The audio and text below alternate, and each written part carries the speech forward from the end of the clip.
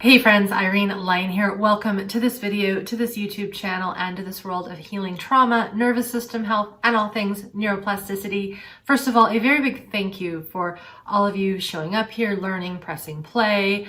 I know many of you have been around for quite a while, months, some of you years, so thank you for continually showing up and learning through me and this channel. And to those of you who are here brand new, and this is your first ever video here, thank you. I have got many videos to teach you about all these topics around healing trauma and working at this somatic body-based level, which is so important right now. Today I wanted to define something. So teach you a concept that is well known in the fields of somatic experiencing.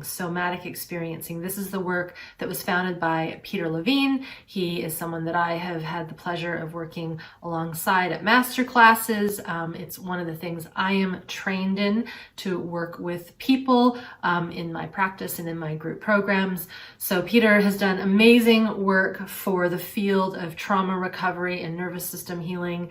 And the topic that I wanted to talk about is titration. I'm going to say that one more time. Titration.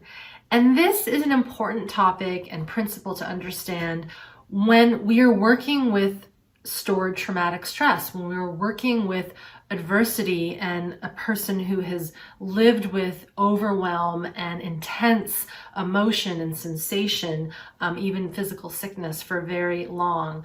And the concept titration, Peter actually co-opted and took from organic chemistry. So I'm going to define a few of these terms, first from the organic chemistry point of view, and then from his point of view, I'm going to quote a small passage from one of his books.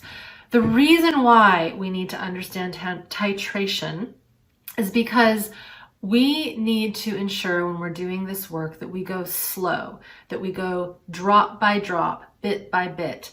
We don't want to overwhelm and overload the system more than it already is.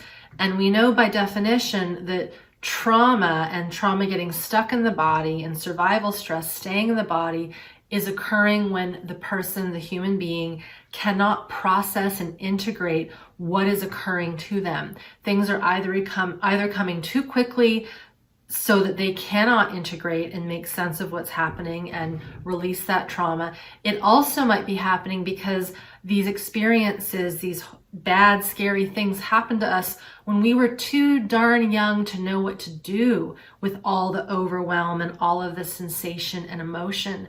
And so as adults, as big people, as I like to call us, when we are older, when we are working with this stuff consciously, volitionally, we want to be darn sure that we are not putting more input into the system than what it can handle. Also important to understand that part of healing trauma at this nervous system level, at this body-based somatic level, is feeling the tough stuff. It is feeling the survival energies, the anxieties, the fears, the pains. It is confronting the images in our memory from scary things that happened to us. If we don't reprocess and integrate those things, they stay stuck. But we don't want to overwhelm the system so much that we are trapped in a cycle, in a tornado, if you will, of past memories, past experiences, past sensations, overwhelming things. This is what re-traumatization is. So to work with traumatic experience that's stored in the system, we have to touch into the trauma. We have to feel the survival energies. We have to feel the uncomfortable emotions, but we have to do so in small ways so that we don't overwhelm and essentially put the system into more chaos or shut it down completely so that it disconnects. So definitions, and then again, one from organic chemistry, one from Peter. So this is straight from a textbook. So titration, this concept is from organic chemistry, and it involves slowly adding one solution of a known concentration. So we know what that concentration is called, and this is called the titrant. So adding that known solution to a known volume of another solution, but of unknown concentration. So we know one piece of one, but we only know one piece of another. So we're sort of putting, it's like a blind date. We only know a little bit about each, but we're putting them together. So we put them together until the reaction reaches neutralization. So meaning they're mixed together in small doses so they don't overreact and explode.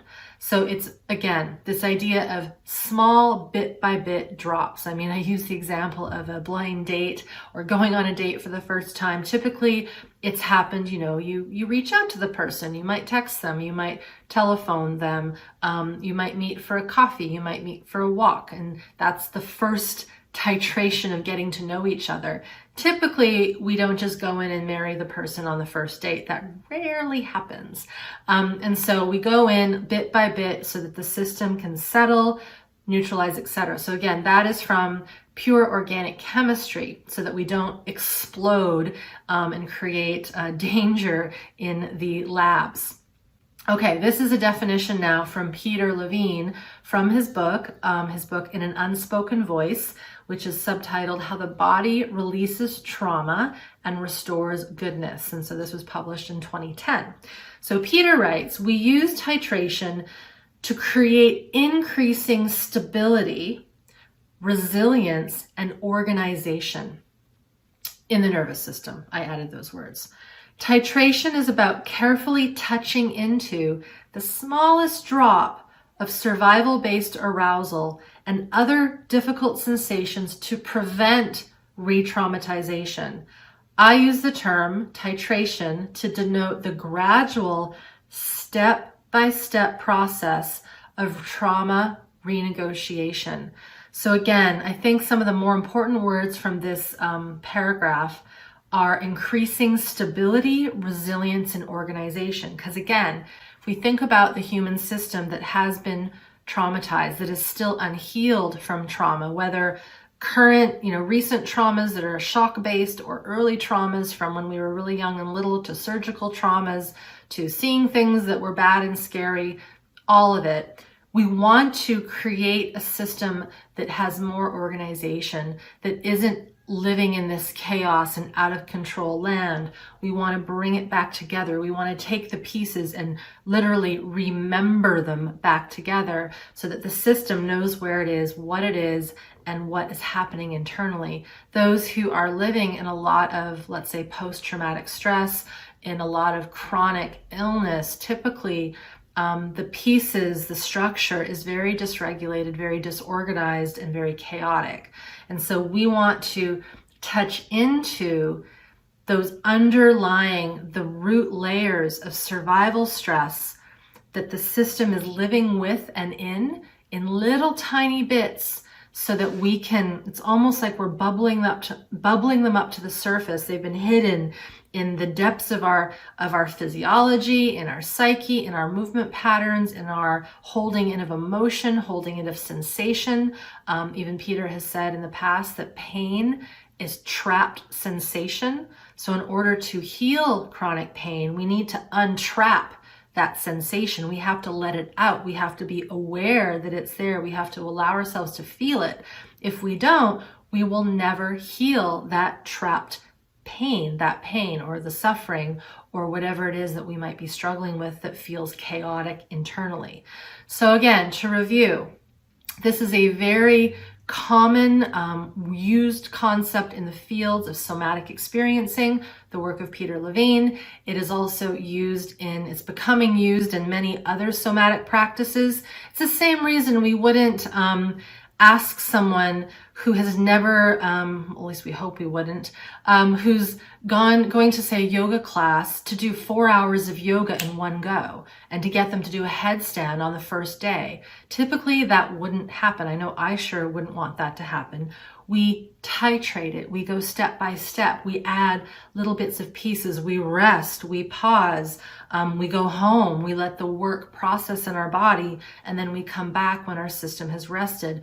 We don't just do as much as we can in one go in the hopes of, getting to this point of having perfection in that practice. Trauma work, healing trauma, working with the nervous system, working at this neuroplastic level, it takes time. Again, it's not a one-stop shop kind of deal. It's not even a 1 week kind of deal. For many of us, it's not even a 1 month, 2 month, 3 month, 4 month kind of deal. It can take many, many months, even years, to start to unravel and work with the system. I don't say that to scare anyone or to deter them from doing this work. I'm being realistic in knowing, working with the thousands of people I have, what I've seen my colleagues do with their practices, when I've watched Peter work. We need to go slow. We need to be titrated in our work. We need to be smart, and we also have to ensure that the body can process what we were doing. When we process what we are doing, we build foundation, we build solidity. As he said, we reorganize the system back into a more resilient, supple, in control organism that can be healthy and that can be in good regulation. So again, quick review. This is a video on this concept of titration.